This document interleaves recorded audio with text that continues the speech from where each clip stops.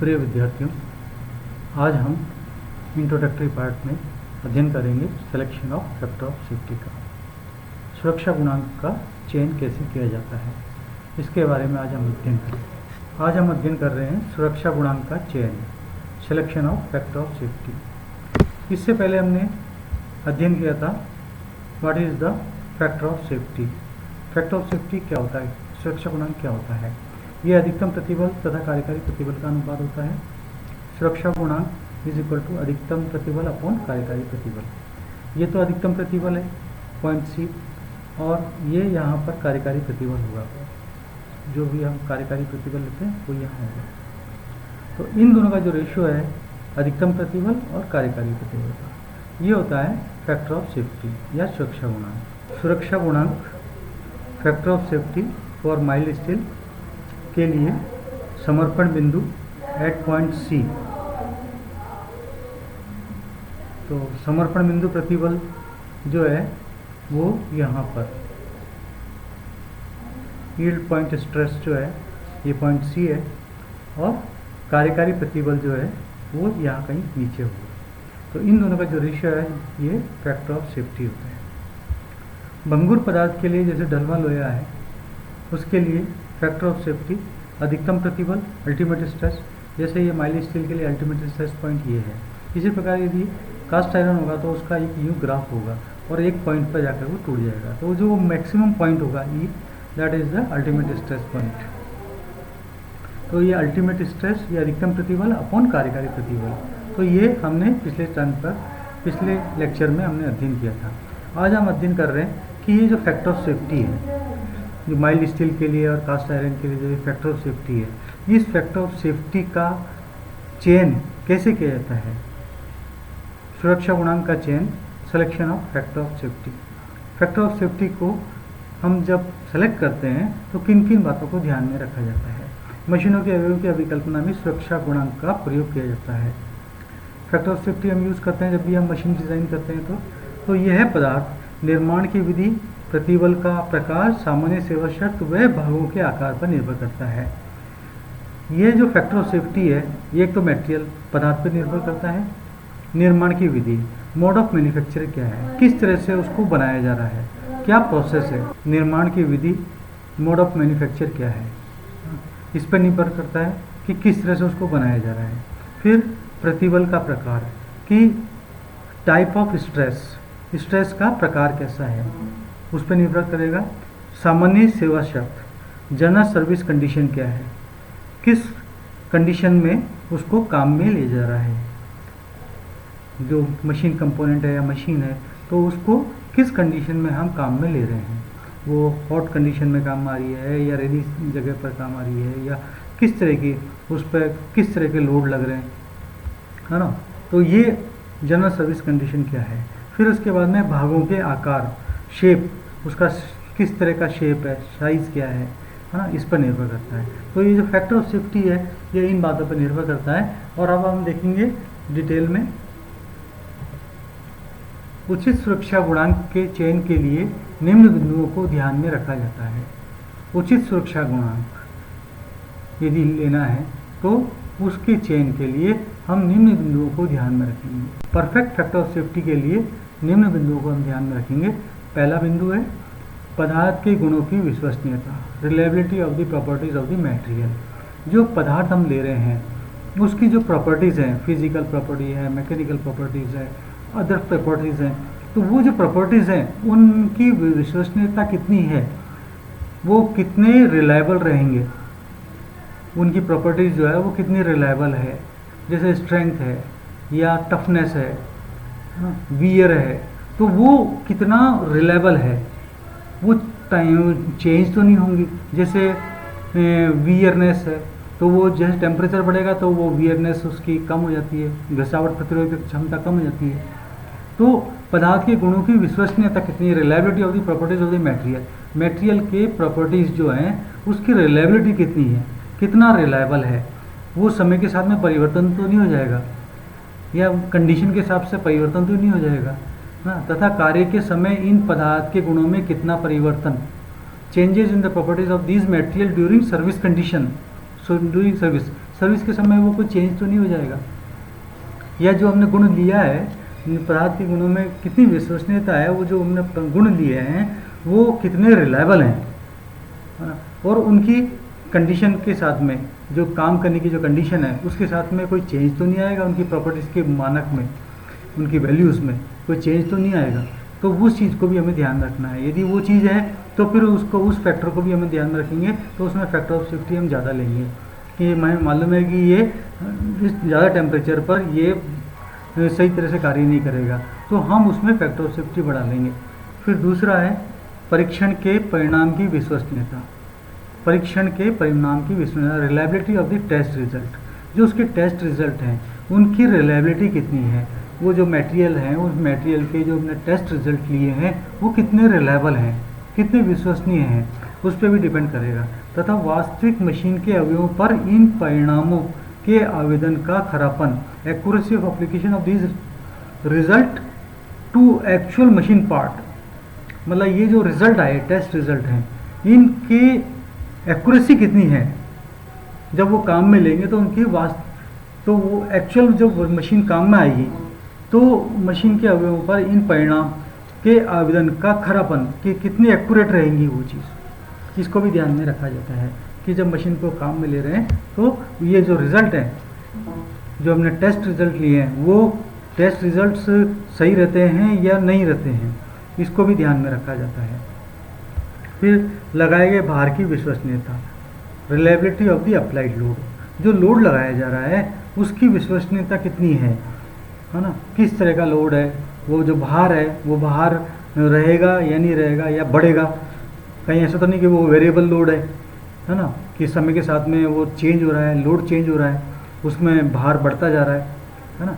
तो इस चीज़ को ध्यान में रखें कि भार की विश्वसनीयता कितनी है, कि कितना रिलायबल है जो अप्लाई लोड उस पर लग रहा है मशीन पर या मशीन कंपोनेंट पर जो लोड लग रहा है वो लोड कितना रिलायबल रहेगा, वो कोई चेंज तो नहीं होगा। जैसे कि वेरिएबल लोड है या शॉक लोड है या इम्पैक्ट लोड है ना, स्टडी लोड तो कांस्टेंट रहेगा, लेकिन यदि हमने उसको स्टडी लोड पर डिज़ाइन किया है और वो वेरिएबल लोड आ गया कि वो वेरी कर रहा है, या शॉक लोड आ गया या इम्पैक्ट लोड आया, तो उस चीज़ को भी ध्यान में रखेंगे कि वो जो लोड लग रहा है वो कितना रिलायबल रहेगा, है ना, उसमें किसी प्रकार का चेंज तो नहीं आएगा, वो अपनी जो स्टडी से वेरिएबल में या शॉक लोड में या दूसरे लोड में कन्वर्ट तो नहीं हो जाएगा।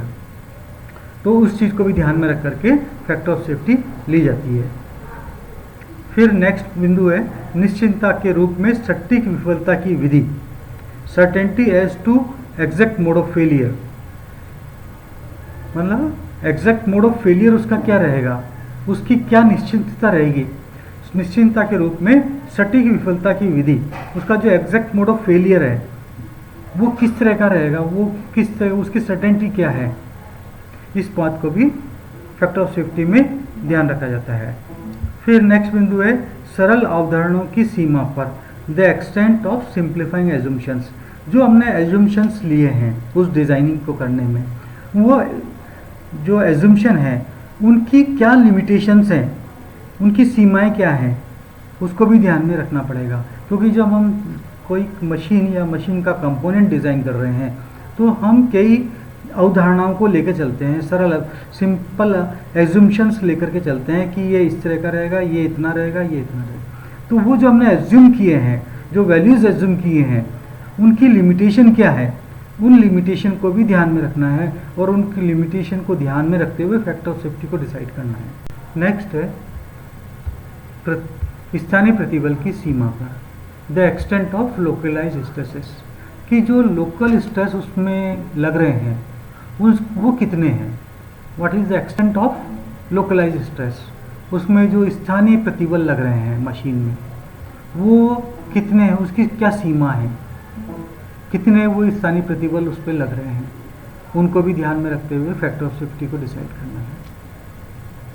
नेक्स्ट बिंदु है निर्माण के समय प्रारंभिक प्रतिबल की स्थापना की सीमा पर, the extent of initial stresses setup during manufacture, the extent of initial stresses setup during manufacture, कि जब मशीन को हम बनाते हैं तो बनाते वक्त उस पर कई प्रोसेस किए जाते हैं, जैसे कटिंग प्रोसेस है ना, तो मशीनिंग प्रोसेस उस पर होते हैं, तो उस मशीनिंग प्रोसेस के कारण या उसको बांधने के कारण उसमें क्या है, इनिशियल स्ट्रेसेस डेवलप हो जाते हैं।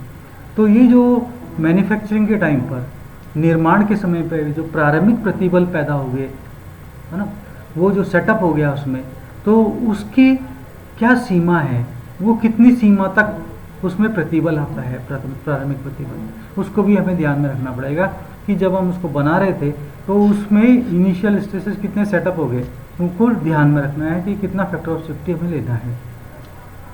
तो इस चीज़ को भी ध्यान में रखेंगे कि जिस वक्त हम बना रहे हैं तो उसमें कितने स्ट्रेसेस डेवलप हो गए थे, उन स्ट्रेसेस को ध्यान में रखते हुए फैक्टर ऑफ सेफ्टी को डिसाइड करना है कि कितना फैक्टर ऑफ सेफ्टी लेना है।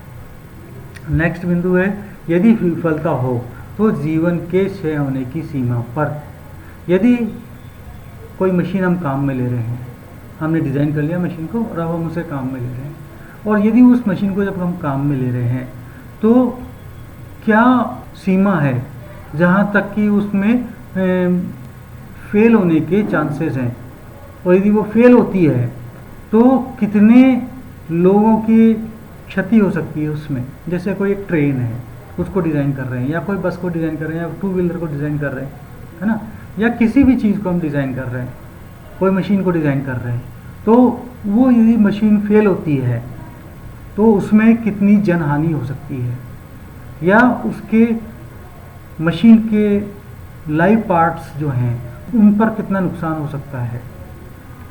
तो यदि फेलियर होता है तो उसमें कितने लॉस ऑफ लाइफ होगी, इसको भी ध्यान में रखना है। यदि लॉस ऑफ लाइफ ज़्यादा है ना, ज़्यादा जन हानि होती है, तो फिर उसमें फैक्टर ऑफ सेफ्टी हम बढ़ा देंगे।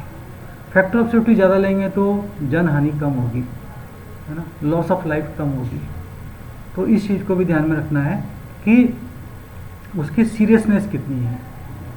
उस काम मशीन को जब हम काम में ले रहे हैं तो उस मशीन को काम में लेते वक्त कितने जन हानि की संभावना है, तो उसको भी हम ध्यान में रखेंगे कि उसमें जन हानि कम से कम हो, या जीवन के क्षय होने की सीमा को भी ध्यान में रखना है। लॉस ऑफ लाइफ को ध्यान में रखना है कि किस एक्सटेंट तक अब लॉस ऑफ लाइफ रोकी जा सकती है। फिर यदि विफलता हो तो पदार्थ के क्षय होने की सीमा पर the extent of loss of property failure occurs. यदि विफलता होती है तो पदार्थ के क्षय होने की सीमा पर फैक्टर ऑफ सेफ्टी डिसाइड की जाती है। The extent of loss of property failure occurs, यदि फेलियर होता है तो कितनी प्रॉपर्टी को लॉस हो सकता है, कितने पदार्थ का लॉस होगा, है ना, कितनी प्रॉपर्टी जो मटेरियल है या मशीन है ना, तो वो प्रॉपर्टी को कितना लॉस करेगी। वो जो फेलियर होगा वो फेलियर कितने प्रॉपर्टी को लॉस करेगा, पदार्थ को कितना लॉस करेगा। तो इस चीज़ को भी हमें ध्यान में रखना है कि ज़्यादा यदि फेलियर है तो उसमें फैक्टर ऑफ सेफ्टी हम बढ़ा देंगे। अब यहाँ पर एक चीज़ है, यदि अधिक सुरक्षा लेने पर भारी काट, हैवी सेक्शन तथा पदार्थों का अपव्यय, वेस्टेज ऑफ मटेरियल होगा। अब यदि हम फैक्टर ऑफ सेफ्टी ज़्यादा ले लेते हैं तो क्या होगा कि हमें मोटे सेक्शंस बनाने पड़ेंगे, भारी सेक्शन बनाने पड़ेंगे, है ना, उनके जो क्रॉस सेक्शन एरिया है वो ज़्यादा लेना पड़ेगा, ठीक है, ताकि वो ज़्यादा लोड बियर कर सकें या तो उसमें सेफ्टी रहे, है ना, वो किसी तरह का फेलियर नहीं। तो उसमें क्या होगा कि हैवी सेक्शन हो जाएंगे तथा पदार्थों का अपव्यय होगा, वेस्टेज ऑफ मटेरियल उसमें ज़्यादा होगा, क्योंकि जब नेचुरली जब ज़्यादा मटेरियल हम काम में लेंगे तो वेस्टेज ऑफ मटेरियल हुआ, जितने की आवश्यकता नहीं है। लेकिन हम चूँकि वो सेफ साइड में रहना चाहते हैं इसलिए हमने उसमें क्या किया, हैवी सेक्शन ले लिए और मोटे बना लिए उसको। तो उससे क्या होगा कि वेस्टेज ऑफ मटेरियल होगा, हैवी सेक्शन होंगे, भारी हो जाएगा, मशीन भारी हो जाएगी, है ना। तो यहाँ पर अधिक सुरक्षा गुणांक लेने पर नेचुरली सेक्शन को मोटा बनाना पड़ेगा, है ना, और अधिक मटेरियल उसमें लगाना पड़ेगा, तो वो वेस्टेज ऑफ मटेरियल होगा। इसके विपरीत यदि कम सुरक्षा गुणांक लेते हैं, फैक्टर ऑफ सेफ्टी यदि हम कम लेते हैं तो क्या होगा कि विफलता का अनावश्यक खतरा, अननेसेसरी रिस्क ऑफ फेलियर होगा, कि उसमें हमेशा ये खतरा बना रहेगा कि यार कहीं फेल नहीं हो जाए, है ना। तो विफलता का अनावश्यक खतरा बना रहेगा, अननेसेसरी रिस्क ऑफ फेलियर रहेगा कि ऐसा हमें हमेशा ये लगेगा कि भाई हमने फैक्टर ऑफ सेफ्टी इसमें कम लिया, कहीं ऐसा नहीं हो कि ये बीच में जाकर के फेल हो जाए, तो हमें उससे ज़्यादा लॉस होगा। तो वो हमेशा एक रिस्क बनी रहेगी यदि कम लेते हैं तो। इसलिए हमेशा इस तरह की फैक्टर ऑफ सेफ्टी लेनी है कि न तो ज़्यादा हो और न कम हो, बीच वाली एक फैक्टर ऑफ सेफ्टी लें जिसमें कि हैवी सेक्शंस भी नहीं हो, वेस्टेज ऑफ मटेरियल नहीं हो और अननेसेसरी रिस्क ऑफ फेलियर भी नहीं हो।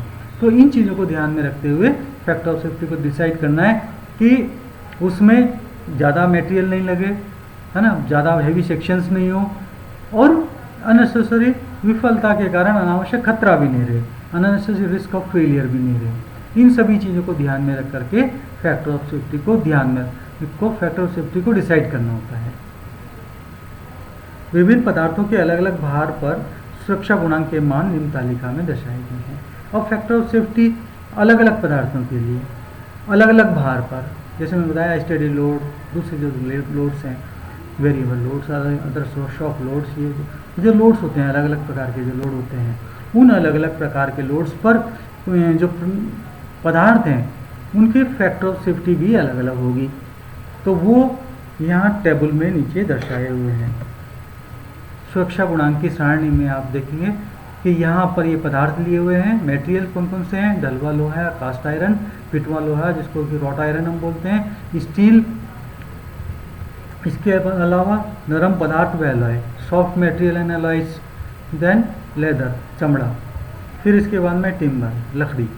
तो ये जो मटेरियल हैं, इन मटेरियल के सुरक्षा गुणांक फैक्टर ऑफ सेफ्टी कितने कितने हैं? ये स्थिर भार पर, स्टडी लोड पर फैक्टर ऑफ सेफ्टी बताए हैं। कास्ट आयरन में 5 से 7 फैक्टर ऑफ सेफ्टी लेंगे, रॉट आयरन पिटवा लोहा है तो 4 लेंगे, स्टील में 4 है, नरम पदार्थ व एलॉय में 6 है, चमड़े पर लेदर में 9 है और टिम्बर या लकड़ी में 7 है। इसी प्रकार लाइव लोड है, जीवित भार, यानी कि वो डेड लोड नहीं है बल्कि लाइव लोड है, ठीक है। तो लाइव लोड के केस में हम कास्ट आयरन के लिए 8 से 12, रॉट आयरन के लिए 7, स्टील के लिए 8, सॉफ्ट मटेरियल और अलाई के लिए 9, लेदर के लिए 12 और टिम्बर या लकड़ी के लिए 10 से 15 फैक्टर ऑफ सेफ्टी लेंगे। इसी प्रकार यदि शॉक लोड आता है, झटका मार, एकदम अचानक से शॉक लगता है, झटका लगता है, तो उस केस में नेचुरली ये लोड सबसे खतरनाक है। इन तीनों से तो ज़्यादा डेंजरस है स्टेडी लोड या लाइव लोड से। तो उस केस में झटके में क्या है कि तो यहाँ पर जो झटका बार है उस झटके बार में अधिक लोड लग रहा है, तो उस केस में हम फैक्टर ऑफ सेफ्टी ज़्यादा लेंगे क्योंकि इसमें फेलियर होने के चांसेस ज़्यादा रहते हैं शॉक लोड में कंपेरिजन टू स्टेडी लोड या लाइव लोड। तो इस केस में जैसे कास्ट आयरन है तो कास्ट आयरन में जो झटका बार है या शॉक लोड है उसमें फैक्टर ऑफ सेफ्टी जो है वो 16 से 20 तक लेंगे। इसी तरह पिटवा लोहा रॉट आयरन है तो उसमें शॉक लोड होने पर फैक्टर ऑफ सेफ्टी 10 से 15 लेंगे। फिर स्टील में शॉक लोड के केस में फैक्टर ऑफ सेफ्टी 12 से 16 लेंगे। फिर सॉफ्ट मटेरियल और अलॉयज में शॉक लोड में फैक्टर ऑफ सेफ्टी 15 होगा। फिर लेदर में फैक्टर ऑफ सेफ्टी 15 होगा। फिर टिम्बर है, ये लकड़ी है, तो उस शॉक लोड के केस में फैक्टर ऑफ सेफ्टी हम 20 रखेंगे। तो इस तरह से ये फैक्टर ऑफ सेफ्टी डिपेंड करती है कि कौन सा लोड लग रहा है और मटेरियल कौन सा है, उसके बेस पर हम फैक्टर ऑफ सेफ्टी डिसाइड करते हैं। और ये फैक्टर ऑफ सेफ्टी हम लेते हैं तो वो सेफ रहेगा, या मटेरियल जो मशीन है या उसके कंपोनेंट है वो सेफ रहेंगे। इसमें रेफरेंसेस हैं, एक text book of machine design by R S खुरमी एंड जे के गुप्ता और दूसरा रेफरेंस है machine design by Kapil Goyal. Thank you.